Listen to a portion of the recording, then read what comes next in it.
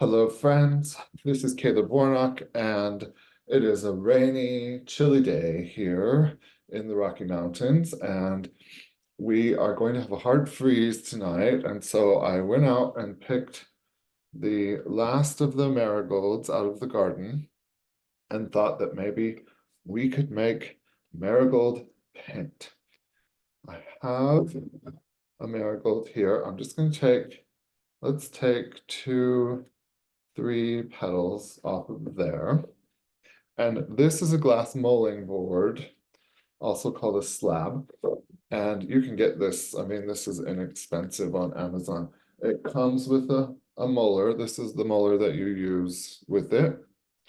And this is the board, and it comes as a kit. And it's just for making paint. 1, 2, 3, 4, maybe 5 drops of water. I'm putting 5 drops of water on here. And I'm just going to use this molar to crush these petals because that's how you make paint. I put some white paper underneath this molding board so that you guys could maybe see a little better. Just because I'm working on my kitchen counter. And I think that's a little bit dry, as you can see. You'll have to add a couple more drops of water on there. If you don't have enough water, it's a little too thick and it doesn't grind as smoothly. And when you're making paint, of course, you want it. This could also be ink. Of course, we are trying to make it, as smooth as possible. So let's just add 2 more drops of water.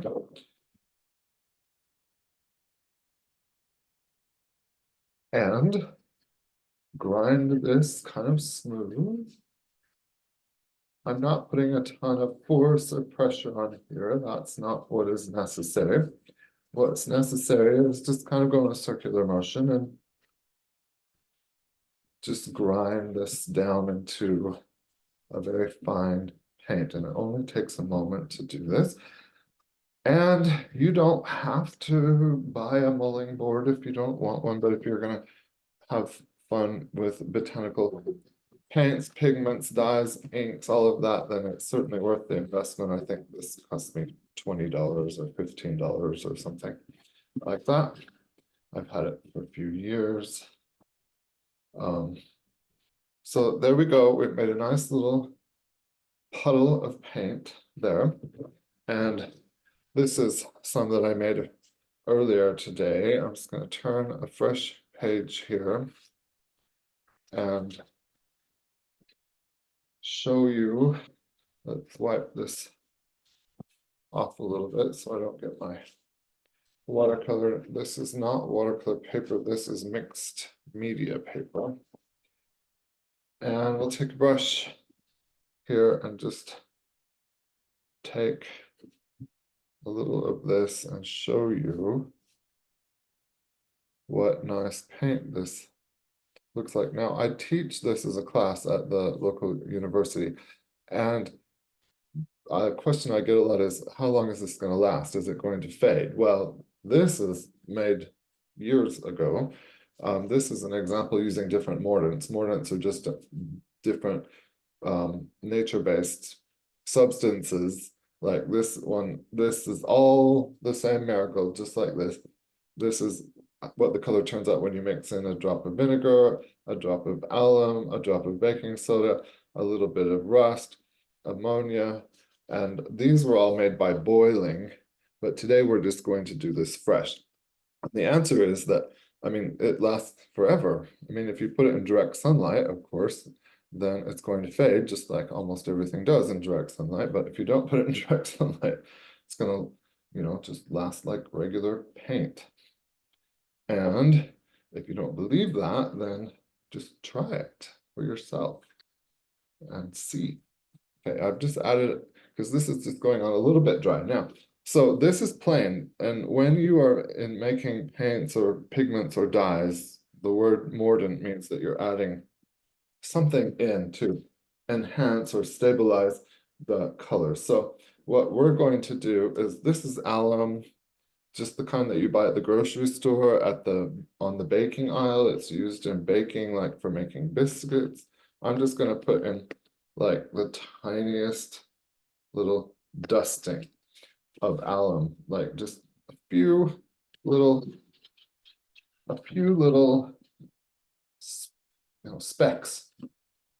And I'm going to grind that in, and what that's going to do is just make that brighter.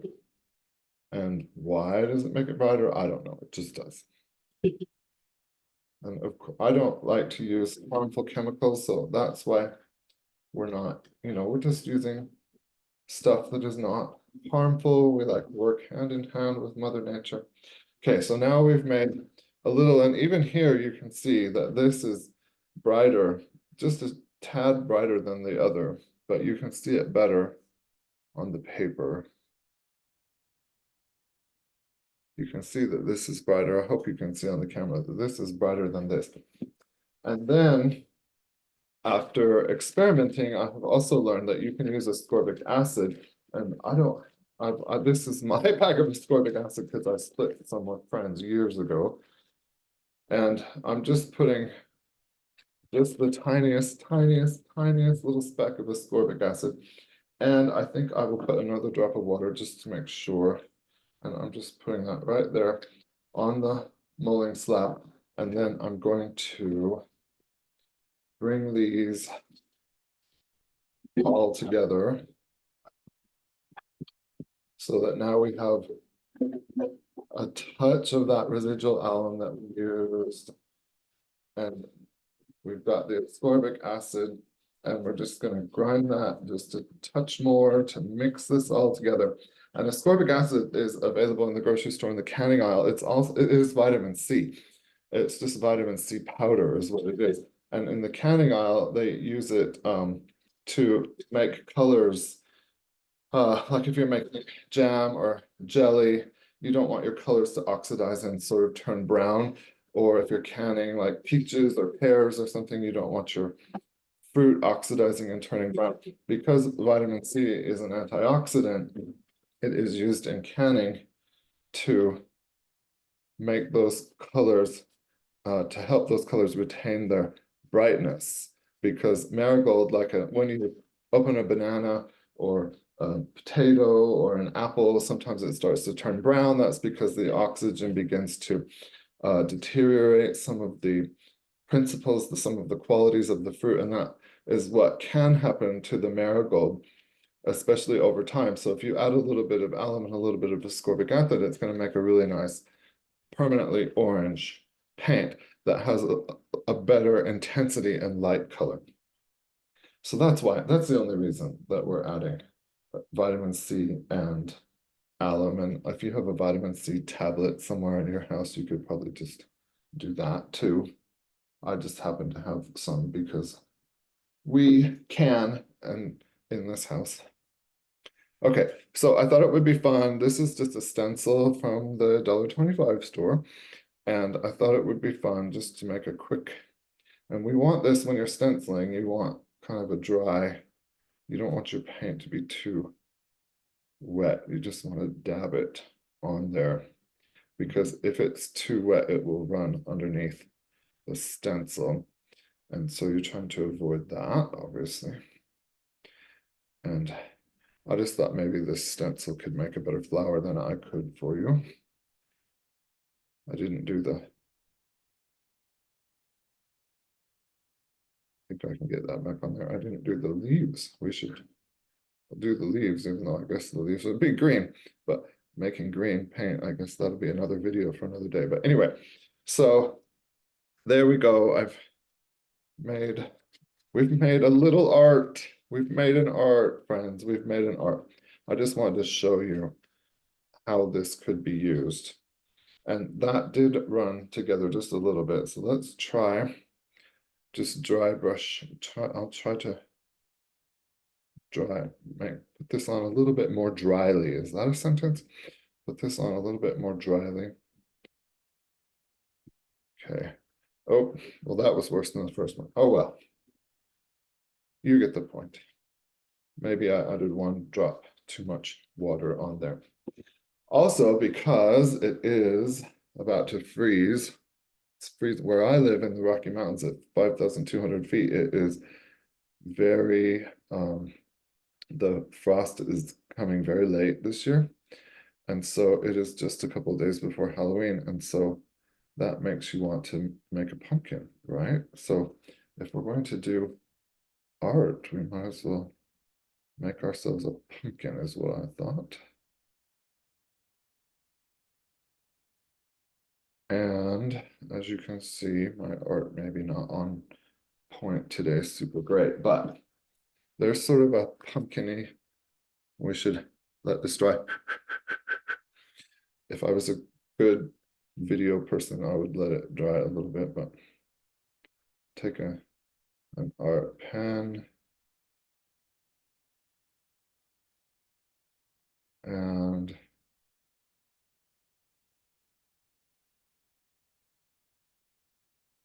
oops, I did that wrong, didn't I? And just make some ridges of our pumpkin, see if this pen is going to write in the wet paint for me or not. And I guess it's not going to. I'm just not taking the time to let this dry. And then we can put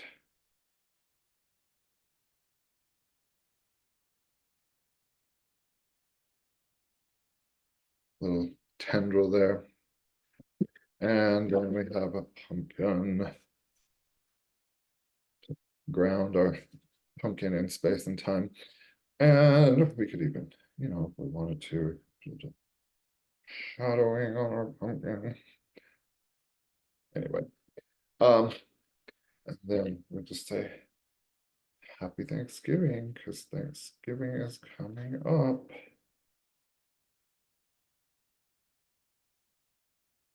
Now you can see my bad handwriting, but it's kind of fun to take a fresh marigold, and you can use this fresh or dried and just make paint out of it.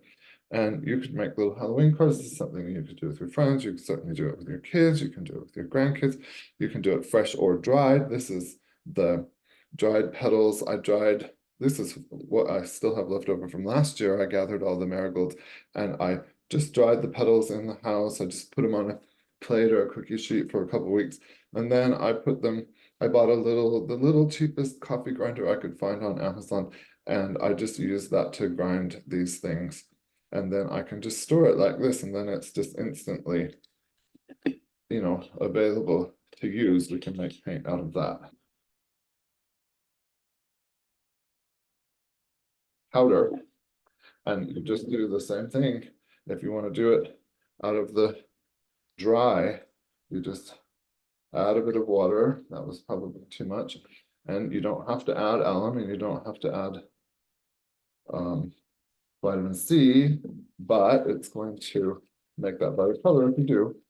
And so even if it's a year and a half old, which this almost is a year and a half old, it's going to take a moment longer. It'll be easier to grind because it's already been ground up in the coffee grinder, but it's going to take just a moment to hydrate.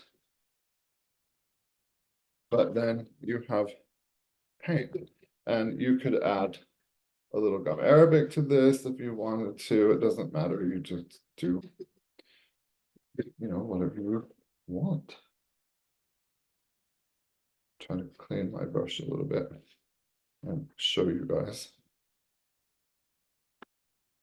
See, so now we've made it out of fresh and dried, and this is at least a year and a half old, and this is just fresh as can be, and it all looks, at least in my view, it all looks great.